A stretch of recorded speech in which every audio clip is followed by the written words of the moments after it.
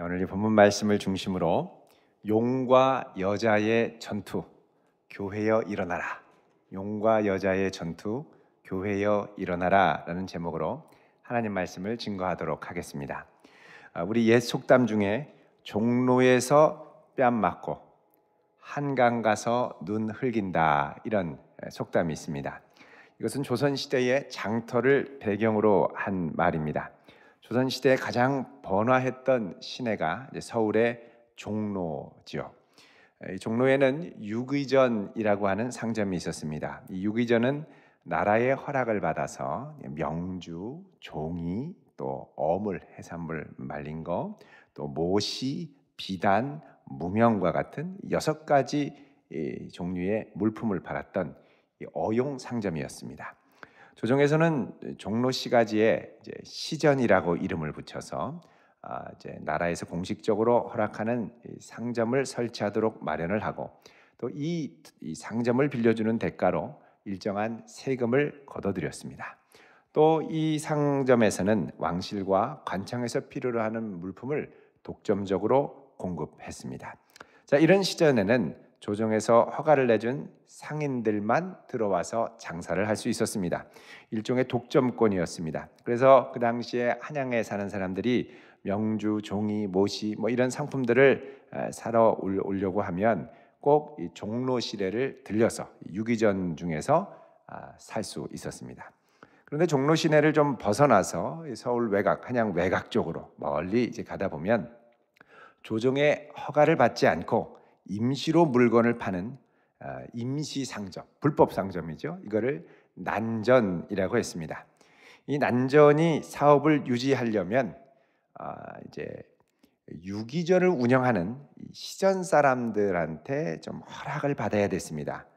공식적인 건 아니지만 좀 이렇게 돈을 좀 주면서 허락을 좀 해달라, 눈 감아달라, 이렇게 부탁을 해야 됐습니다. 왜냐하면 조정에서는 이 시전 상인들에게 난전을 단속할 수 있는 법적인 권한을 주었기 때문입니다. 그래서 이것을 금난전권이라고 했습니다. 자, 조선 시기 최고 중흥기에 한양 도성 내에 공식적으로 이렇게 나라의 허락을 받은 시전들이 한 2,700여 칸 정도에 이르렀다고 합니다. 어마어마하게 컸죠. 그러면서 그 기세도 대단했고, 그래서 난전은 절대 한양 도성 내에는 발을 붙이기가 어려웠습니다. 그 대신 한강길을 따라서 저 밑에 마포, 노량진, 지금이야 다 서울 시내에 있습니다만, 이런 한강의 물길을 따라서 이제 났던 이 포구들 중심으로 이제 비공식적인 난전들이 형성이 돼 있었습니다. 이 난전이 불법이지만 조정에서는 적당히 눈을 감아주고는 했는데, 이제 시전 상인들이 권한이 있어서 조정에 민원을 넣으면 조정에서는 가끔씩 이제 단속을 나와서 요즘 노점상 단속하는 것처럼 한 번에 나와서 닥치는 대로 물건을 압수하고 벌금을 부과했죠. 그래서 우리 옛말에 난전치듯 한다, 이런 말이 있었습니다. 자, 소비자의 입장에서는 아주 기세등등한 종로 시전을 가면 흥정을 제대로 하지 못하고 물건값도 깎을 수 없었습니다. 여기 아니면 못 살 줄 알아요? 그리고 다른 데 가도 값이 똑같은 거예요. 그러니까 여기서 사나 저기서 사나 똑같은 겁니다. 그리고 가격이 비쌌습니다. 그런데 좀 멀더라도 저 포구 쪽으로 내려가서 난전에 가면 가격을 좀 흥정할 수도 있고, 또 내가 원하는 가격을 자신 있게 요구할 수도 있고, 자, 그래서 이 조선시대의 상거래 분위기에서는 종로에서 흥정을 벌이다가 시전 상인한테 말도 안 되는 소리 하지 말라, 그리고 뺨을 맞고 봉변을 당해도 아무 소리를 할 수 없었습니다. 그랬다가 한강변에 있는 이 난전 상인들한테 가면 왜 이 가격이 안 되냐고 도리어 눈을 흘기면서 화풀이를 하고 큰 소리를 칠 수 있었습니다. 그래서 여기서 종로에서 뺨 맞고 한강 가서 눈 흘긴다라는 속담이 나온 것입니다. 자, 오늘 본문에 나오는 7머리 10뿔난 짐승, 여기도 종로에서 뺨 맞고 한강 가서 눈 흘기는 형국이 지금 벌어지고 있습니다.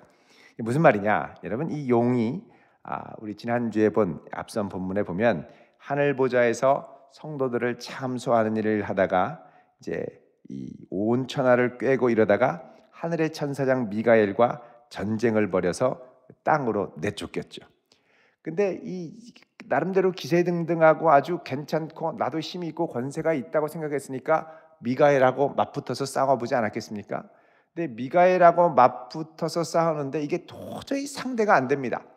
얼마나 이 힘의 우위, 이 전투력의 우위가 있는지 오늘 13절에 보면 아주 재미있는 표현이 등장합니다. 용이, 같이 읽어보겠습니다. 13절 시작. 용이 자기가 땅으로 내쫓긴 것을 보고 남자를 낳은 여자를 박해하는지라. 아멘. 자, 용이 자기가 땅으로 내쫓긴 것을 보았다. 여러분, 이 좀 이상하지 않습니까? 싸우다가 자기가 내쫓기면 내쫓기는 건데 남 얘기하든 내쫓긴 것을 보았다, 이런 식으로 얘기를 하는 거죠. 이게 지금 왜 그러냐면, 여러분, 이 용과 이 천사장 미가엘이 맞붙었는데 이 미가엘의 워낙 압도적인 힘에 밀려가지고 순식간에 하늘에서 이 땅으로 빵 하고 내동댕이 쳐진 상황을 말하는 겁니다. 뭐 이제 만화 영화나 이런 데 보면은 팡 치니까 저기 멀리 팍 정신을 차리기도 전에 벽이나 이 땅바닥에 내동댕이 쳐지는 거죠. 마찬가지로 사탄도 천사장하고 한번 맞붙어 보려고 막 싸우려고 하는데 야 타는데 갑자기 정신이 없어져가지고 정신을 차리고 보니까 땅에 완전히 내동댕이 쳐진 겁니다. 그래서 용이 자기가 땅으로 내쫓긴 것을 보고 정신 차리고 보니까 어안이 벙벙해진 상태에서 자기를 보니까 하늘에 있던 자기가 순식간에 땅으로 내동댕이 쳐진 겁니다. 얼마나 화가 나겠습니까? 그러나 맞붙을 수는 없고 워낙 지금 힘의 격차가 많이 나니까 용이 거대한 분노를 바라며 이럴 때는 화풀이할 상대를 찾게 됩니다. 동네에 가서 싸우다가 지면 집에 와서 동생을 때리는 것처럼 나보다 약한 누군가 없을까? 그리고서는 막 화풀이할 대상을 씩씩거리면서 찾는데 딱 눈에 들어오는 게 누구냐? 바로 이 땅에서 남자아이 곧 메시아를 낳은 여인이었습니다. 이 여자. 그래서 이 용이 딱 보니까 남자를 낳은 여자가 있습니다. 여기 이제 남자라는 말 앞에는 정관사가 붙어 있습니다. 헬라어로. 정관사가 붙어 있으면 그 남자를 낳은 여자가 됩니다. 다른 말로 하면 그 남자라는 건 그리스도를 낳은 여자를 말하는 거예요. 다른 말로 하면 그리스도를 낳은 교회를 의미합니다. 그 여자를 박해하기 시작했다 그러죠. 여기 박해한다라는 말 헬라어로 디오코라고 하는 단어인데 이거는 이제 박해한다, 영어로 하면 persecute라는 의미도 있지만 또 이제 추격하다, run after, 끝까지 쫓아가다, 계속해서 뒤쫓아가다, pursue라고 하는 단어들과 같은 의미가 들어 있습니다. 그러니까 하늘 전쟁에서 미가엘한테 순식간에 빵 나가 떨어져서 땅에 내팽개쳐진 이 용이 정신을 차리고 막 어원이 봉봉해서 보니까 자기가 어느 순간 하늘에서 내쫓겨져 있고 주변에 이 마귀들 졸개들도 와가지고 아우 형님 왜 그러세요? 정신 차리세요 막 이러고 있는데 씩씩거리면서 주변을 보니까 여인이 있는 거예요. 저것을 잡아라. 그리고서는 이제 핍박하기 위해서 이제 뒤쫓아가기 시작한 겁니다. 자, 그러면서 이 여인을 잡아서 아주 핍박을 하려고 쫓아가는데 여기서 용이 전혀 예상치 못한 또 다른 당황스러운 상황을 맞이합니다. 그건 뭐냐면 용에게 뒤쫓기던 이 여자가 갑자기 어디서 받았는지 독수리의 날개, 두 날개를 받아서 갑자기 이 광야에 14절에 보면 자기 곳으로 날아가 피신했다 그러죠. 우리 14절 같이 다시 한번 읽어보겠습니다. 시작. 그 여자가 큰 독수리의 두 날개를 받아 광야 자기 곳으로 날아가 거기서 그 뱀의 낯을 피하여 한 때와 두 때와 반 때를 양육받음에. 아멘. 자, 독수리의 날개가 어디서 나왔는지 갑자기 이걸 봤더니 휙 하고 날아가 버려서 용이 추격을 못하는 거예요. 여러분, 이 독수리의 날개는 성경에 시련을 너끈히 이겨내도록 하나님이 새 힘을 공급하시는 것을 상징하는 비유로 등장을 합니다. 여러분, 우리 이사야 40장 31절을 한번 보겠습니다. 구약성경 이사야 40장 31절. 자, 우리 같이 읽어보겠습니다. 시작. 오직 여호와를 앙망하는 자는 새 힘을 얻으리니 독수리가 날개치며 올라감 같을 것이요 다른 박질하여도 곤비하지 아니하겠고 걸어가도 피곤하지 아니하리로다. 아멘. 오직 여호와를 앙망하는 자는 새 힘을 얻는데 독수리가 날개치며 올라갈 것 같을 것이다. 여러분, 독수리의 이 날개 힘이 얼마나 강력한지 순식간에 몇 킬로를 상공을 올라갈 수가 있습니다. 치솟아 올라갈 수 있죠. 또 성경에 보면 출애굽기에 하나님께서는 이스라엘 백성을 출애굽시킬 때 독수리 날개로 업어서 인도했다라고 말씀합니다. 독수리 날개로 업어서 인도하셨다. 또 하나님은 이 독수리 날개를 펴서 떨어지는 자기의 새끼를 받고 또 그의 날개 위에 그것을 업어서 인도하는 것처럼 자기의 백성을 인도하셨다라고 말씀합니다. 그러니까 이 여자가 받은 날개는 하나님의 큰 보호하심이 있는 거죠. 이 두 날개, 독수리의 날개가 여기에 보면은 큰 독수리의 두 날개 이렇게 나왔죠. 그러니까 하나님께서 이 여인에게 공급하시는 힘이 용의 공격을 넉넉히 이겨낼 정도로 충분한 보호와 또 힘을 제공한다는 것입니다. 그래서 이 여자가 큰 독수리의 날개를 받고 광야로 날아갔습니다. 여기 보면 광야 자기 곳으로 날아갔다 이렇게 나오는데 이게 이제 6절에 보면 이 광야 자기 곳이 어디냐?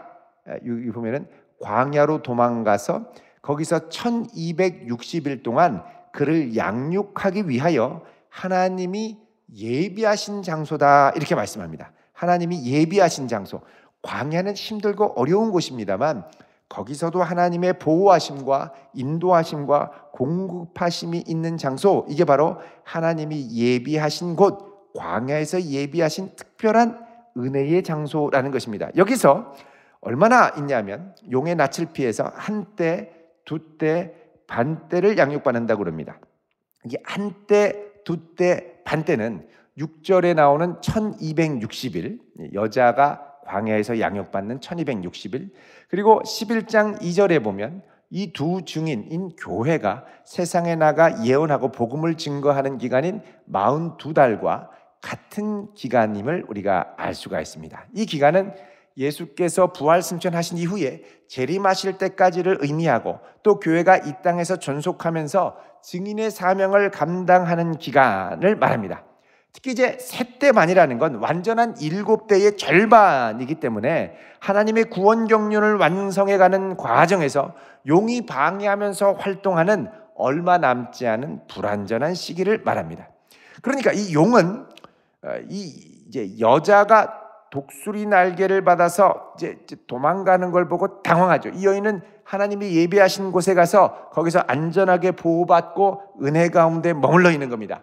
자, 이거 보면 이 용이 얼마나 화가 나고 약이 오르겠습니까? 용이 그냥 여기서 포기하지 않습니다. 용이 상당히 생각보다 집요합니다. 그래서 어떻게 하냐면 이제는 여자 뒤로, 여자가 안 보는 뒤로 싹 돌아가죠. 몰래 돌아가서 갑자기 기습 공격을 합니다. 기습 공격을 어떻게 하냐? 여러분 15절 보십시오. 읽습니다. 시작. 여자의 뒤에서 뱀이 그 입으로 물을 강같이 토하여 여자를 물에 떠내려가게 하되, 자, 몰래 뒤로 와서 입으로 물을 확 토하는데 여자가 물에 떠내려간다. 이 떠내려간다라는 말, 영어 성경에 보면 sweep away with the flood 이렇게 되어 있습니다. 홍수로 쓸어버린다. 그러니까 이 뱀의 입에서 어마어마한 물을 막 콸콸콸 쏟아보내서 홍수를 통해서 흘려보낸다는 겁니다. 여러분, 이런 홍수라는 건 성도가 예기치 못한 때 당하는 뜻밖의 환난, 뜻밖의 박해, 뜻밖의 아주 치유하기 어려운 질병, 사고, 사망의 위협 등이 엄습하는 것을 의미합니다. 이런 이 뜻밖의 홍수를 성경은 시편 18편 4절에 보면 불의의 창수다 이렇게 합니다. 불의의 창수, 또 사망의 물결, 또 영혼을 삼키는 거센 물결, 이런 식으로 표현을 하죠. 그러니까 이런 뱀의 파괴적인 홍수가 쏟아져 내려오는 것이죠. 여러분, 이게 장차 하나님의 백성이 하나님의 보좌에 가면 그 보좌에서 어린 양의 보좌에서 생명수가 흐르죠. 이것과 대조됩니다. 생명의 홍수가 생명샘이 아니라, 생명의 시내가 아니라 쓸어버리는 아주 홍수. 여러분, 우리가 살아갈 때도 성도의 삶 가운데도 이런 때가 있습니다. 그동안 하나님의 은혜로, 물론 만만치는 않은 이 광야 같은 세상에 하나님의 은혜와 보호하심으로 이 척박한 인생길에서도 은혜로 지내왔습니다. 그 가운데 하나님이 특별하게 지키시고 보호하시고, 그래서 그냥 그럭저럭 내 삶을 은혜 가운데 꾸려오는 거죠. 그런데 어느 날 갑자기 예기치 못한 순간에 큰 환난과 질병과 사고와 위협이 갑자기 예기치 못한 우리 뒤통수에 뒤로부터 막 와가지고 정신을 못 차리게 만듭니다. 여러분, 이게 갑자기 휩쓸려 오면 우리 사색이 됩니다. 온 사지가 마비되죠. 너무 큰 홍수 앞에 완전히 어쩔 줄을 모르고 마비가 됩니다. 우리 가슴이 철렁합니다. 어떻게 하냐? 큰일 났다. 여러분, 이럴 때에도 결코 정신을 놓지 말고 그 가운데 일하시는 하나님을 바라볼 수 있기를 축원드립니다. 여러분, 이 크게 떠밀려오는 홍수의 위기 가운데 오늘 본문에 보면 놀라운 일이 일어납니다. 16절 말씀 같이 읽습니다. 시작. 땅이 여자를 도와 그 입을 벌려 용의 입에서 토한 강물을 삼키니. 아멘. 자, 땅이 여자를 도와 그 입을 벌려 용의 입에서 토한 강물을 꿀꺽 삼켜버린다는 겁니다. 여러분, 땅이 잘 웬만하면 움직이지 않는데 성경에 보면 가끔씩 이 땅이 하나님의 백성들을 보호하고 악을 심판하는 데 쓰임받을 때가 있습니다. 예를 들어서 이 출애굽 때 고라와 그의 자손들이 모세를 대항하고 반역을 하죠. 그때 어떻게 합니까? 하나님이 땅을 열어 그들을 삼키게 하십니다. 또 이스라엘 백성들이 홍해를 막 건너자마자 이제 하나님을 찬양하는 찬송을 출애굽기 15장에 부르는데, 거기 출애굽기 15장 2절에 보면 애굽 군사들이 바다에 빠져 죽는 것을 주께서 오른손을 드신즉 땅이 그들을 삼켰나이다, 이렇게 얘기를 합니다. 그러니까 땅은 하나님의 피조물이지만 하나님의 뜻을 따라 하나님의 백성들을 보호하고 악을 소멸시키는 도구로 쓰임을 받는다는 겁니다. 그래서 여러분, 사탄이 큰 홍수를 입에서 쏟아내면서 성도를 공격하고 휩쓸어서 막 죽음에 이르려고 할 때도 하나님을 신뢰하면서 그를 의뢰하는 백성들, 하나님께서 홍수 가운데도 안전하게 보호하고 지켜주실 줄 믿으시기 바랍니다. 여러분, 이 홍수라는 것은 큰 혼란의 물을 말하는데, 성경에서는 물이 항상 혼돈과 공허와 파괴의 세력으로 등장을 합니다. 우리 시편 46편을 함께 보겠습니다.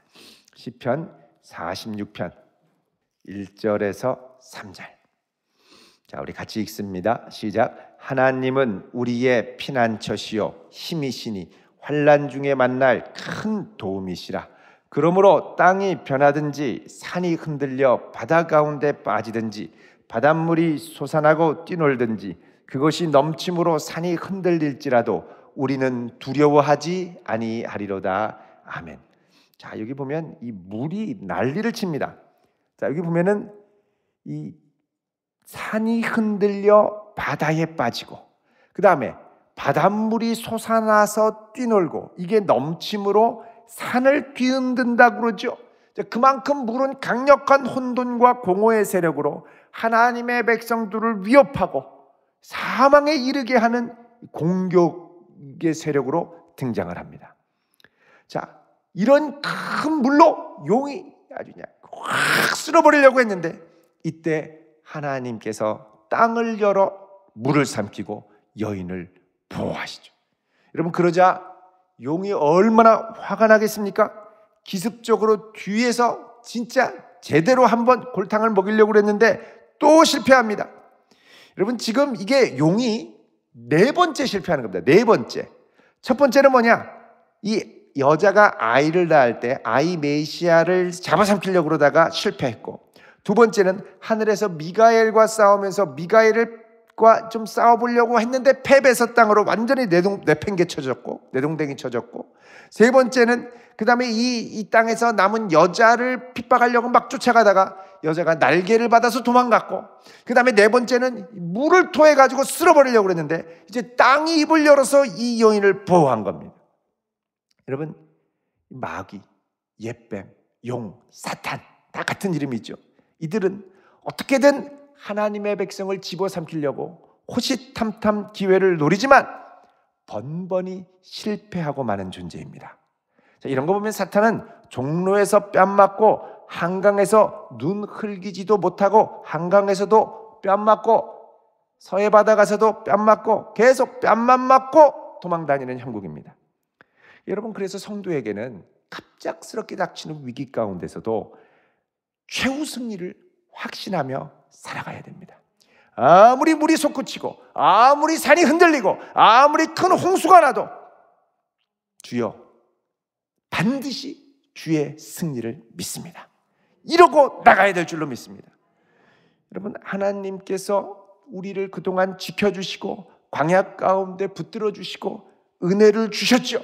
이 만만치 않은 광야 같은 생활 가운데, 세상 가운데 주께서 은혜를 주시고 여기까지 오시게 했죠. 근데 갑자기 저 원수가 큰 홍수를 토해서 예기치 못한 때에 나의 뒤통수를 치고 예기치 못했던 환난과 사고와 사건과 질병으로 주저앉게 만들려고 그럽니다.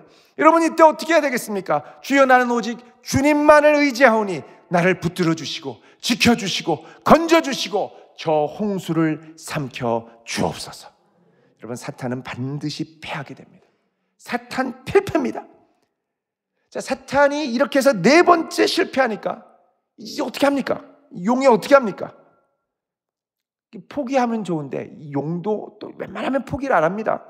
집요하죠. 17절에 보시면 읽습니다. 시작.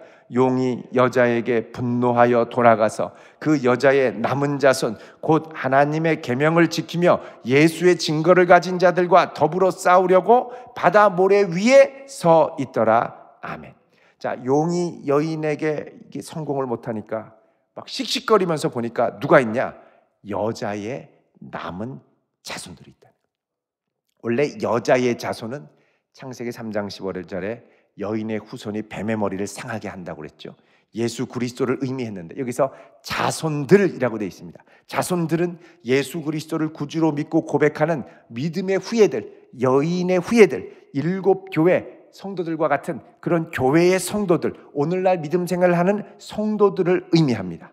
이 성도들은 요한계시록 14장 12절에 따르면 어떤 사람들이냐? 인내가 여기 있나니, 성도들의 인내가 여기 있나니 그들은 하나님의 계명과 예수에 대한 믿음을 지키는 자들이니라. 이 복음의 확신을 갖고 인내와 충성스러운 마음으로 끝까지 주님을 의지하며 나아가는 성도라는 것입니다. 여러분, 이 용이 또다시 큰 전쟁을 준비하면서 성도를 위협합니다. 용은 할 수만 있는 대로 휩쓸어 버리려고 호시탐탐 기회를 엿보는 걸 볼 수가 있습니다. 여러분, 이게 바로 요한계시록 11장 2절에서 말씀했던 이 성도의 상태입니다. 11장 2절 보시면요, 11장 1절에는 성전 안쪽의 제단과 성전을 측량하지만 2절에 성전 바깥마당은 측량하지 말고 그냥 두어라. 이것은 이방인에게 주었은즉 그들이 거룩한 성을 42달 동안 짓밟으리라 그러죠. 여러분, 성전 바깥마당을 측량하지 말라는 겁니다. 안을 측량하는 건 우리의 믿음과 신앙의 중심을 지키고 보호하는 것입니다. 그런데 이 바깥은 악한 사탄의 공격이 올 때 무방비로 당하고 때로는 42달 동안 교회가 복음을 증거하는 주님 재림하실 때까지 이 기간 동안 짓밟히고 어려움을 당하게 된다는 것이죠. 그러니까 성도가 이 세상에서 믿음을 지키며 갈 때는 이게 결코 만만치 않습니다. 광야 같은 세상 가운데 주님이 은혜 주시고 지키시고 보호하셔서 그래도 어려운 가운데 내 믿음을 지키고 있지만 때로는 홍수 같은 아주 큰 환난으로 우리를 떠밀려가게 완전히 짓밟을 때가 있죠. 여러분, 이럴 때 두려워하지 말기를 축원드립니다. 마귀는 겉으로 볼 때 기세가 등등하고 아주 무시무시한 것 같지만 사실 시간이 갈수록 그 힘을 잃고 패배에 패배를 거듭하는 별것 아닌 존재로 전락함을 확신하길 바랍니다. 성도가 이 점을 확신하면서 나가야 됩니다. 내가 예수의 이름으로 반드시 승리하리라. 그래서 때로는 이 큰 홍수 앞에 정신이 아찔하고 때로는 급류에 빠져서 허우적대도 절대 흔들리거나 낙심하지 말아야 됩니다. 나는 예수의 이름으로 일어서리라. 여러분, 성도가 마귀와의 싸움 가운데 절대 주눅들지 말고 담대함과 확신을 가져야 될 이유가 있습니다. 주님께서 이 여인에게 주셨던 독수리 날개를 우리에게도 주시고 여인을 지키셨던 것처럼 땅을 갈라서 홍수를 삼키는 역사가 우리에게도 일어나게 될 줄로 믿으시기 바랍니다. 그래서 사탄의 모든 기습 공격 가운데도 합력하여 하나님께서 그분의 영광과 뜻을 드러내고야 마십니다. 우리 로마서 8장 26절에서 28절을 보겠습니다. 보시면 이렇게 말씀을 합니다. 우리 같이 읽어봅니다. 28절까지 26절부터 시작. 이와 같이 성령도 우리의 연약함을 도우시나니 우리는 마땅히 기도할 바를 알지 못하나 오직 성령이 말할 수 없는 탄식으로 우리를 위하여 친히 간구하시느니라. 마음을 살피시는 이가 성령의 생각을 아시나니 이는 성령이 하나님의 뜻대로 성도를 위하여 간구하심이니라. 우리가 알거니와 하나님을 사랑하는 자 곧 그의 뜻대로 부르심을 입은 자들에게는 모든 것이 합력하여 선을 이루느니라. 아멘. 자, 여기 보십시오. 이와 같이 성령도 우리의 뭘 도우세요? 연약함. 여러분, 이게 안 그래도 광야 같은 세상에서 살기가 곤고한데 홍수가 한번 우리 뒤통수를 치며 쓸고 가면 얼마나 혼비백산한지 모릅니다. 이럴 때 기도도 안 나와요. 기도가 안 나와요. 너무 힘들어요. 어떻게 기도해야 될 줄도 모르겠어요. 이렇게 어려운데 살려달라고 해야 돼요? 아니면 그냥 망하게 해달라고 해야 됩니까? 이거 어떻게 해야 됩니까? 자기도 판단이 안 섭니다. 그럴 때는 어떻게 하냐? 가만히 있는 거예요. 이렇게 중요한 건 주 앞에 나오는 거죠. 오직 성령이 말할 수 없는 탄식으로 우리를 위하여 친히 간구하기 시작하십니다. 여러분, 우리가 어찌할 바 모를 때 일단은 기도의 무릎을 꿇으시길 바랍니다. 무슨 말로 기도해야 될지 모를 때 주여 한마디만 외쳐도 성령께서 말할 수 없는 탄식으로 도와주십니다. 정 주여 주여를 목이 놓도록 목 놓아 불러도 어떻게 기도할지 모를 때 여러분, 그때는 기도할 수 있는 딱 두 마디가 있습니다. 첫 번째는 뭐냐? 주여 나를 불쌍히 여기소서. 주여 나를 좀 불쌍히 여겨 주옵소서. 또 하나가 있습니다. 그 뭐냐? 주여 내게 은혜를 주옵소서. 내게 필요한 건 주의 은혜밖에 없습니다. 무엇이 내게 은혜인 줄도 모르지만, 무엇이 나에게 선이 되고 좋은 건지도 모르지만 내게 필요한 건 주의 은혜입니다. 가장 귀한 은혜를 주께서 하시오니 내게 필요한 은혜를 주시고 일용할 양식을 주시고 주의 구원의 능력을 주시옵소서. 여러분 한번 따라하겠습니다. 주여 나를 불쌍히 여겨 주옵소서.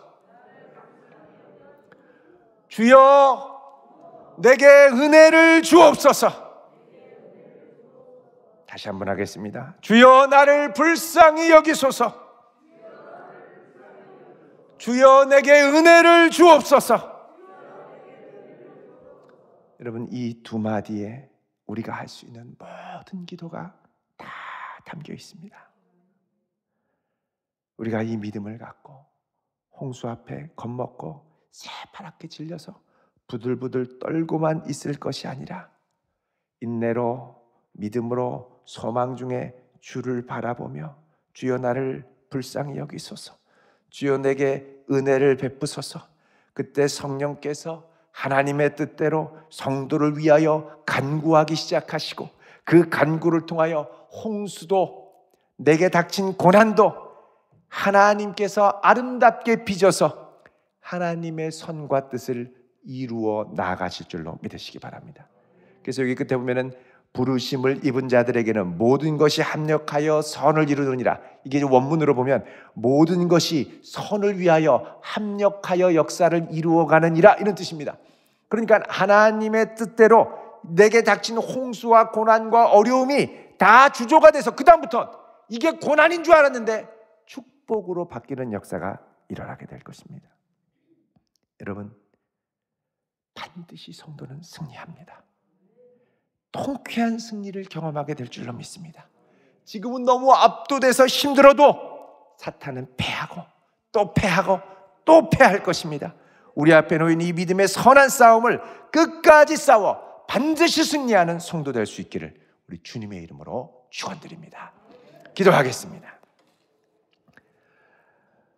거룩하신 아버지 하나님, 우리 인생의 예기치 못한 곳에 닥치는 홍수와 풍랑 가운데 우리 인생의 곤고함을 고백합니다.